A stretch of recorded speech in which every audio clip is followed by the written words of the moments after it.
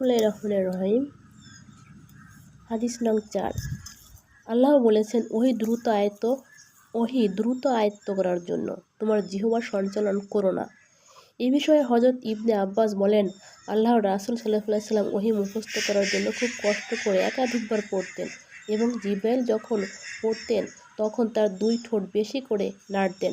ইবনে আব্বাস সাইদ ইবনে জুবাইরকে বলেন, আমি তোমাকে বোঝানোর জন্য আল্লাহর রাসূল যেভাবে তার ঠোঁট দুটো নাড়তেন সেভাবে ঠোঁট নাড়ছি।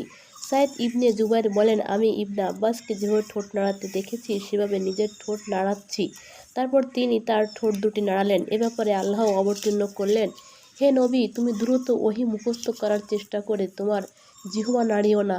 এর একত্র করা ও ঠিক মতো তোমাকে পড়িয়ে দেওয়ার দায়িত্ব আমার উপর।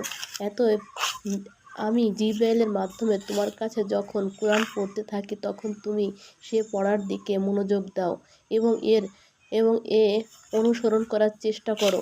এরপর তোমাকে এর ব্যাখ্যা বলে দেওয়ার দায়িত্ব আমার উপর। হযরত ইবনে আব্বাস এ আয়াতের ব্যাখ্যায় বলেন, তোমার হৃদয় ওহী দৃঢ়ভাবে প্রতিষ্ঠিত করে দেয়া এবং পড়িয়ে দেওয়ার দায়িত্ব আমার আল্লাহর উপর রয়েছে। তুমি শুধু মনোযোগ দিয়ে নীরব থেকে শুনতে থাকো, আর তুমি যে আবার তা নিজে পড়বে সেটাও আমার দায়িত্বে রয়েছে। এরপর থেকে জিবরাইল ওহী নিয়ে এলে আল্লাহর রাসূল সাল্লাল্লাহু আলাইহি ওয়াসাল্লাম অন্তত মনোযোগ দিয়ে তা শুনতেন এবং চলে গেলে তা অনুরূপ তিনি আবার পড়তেন।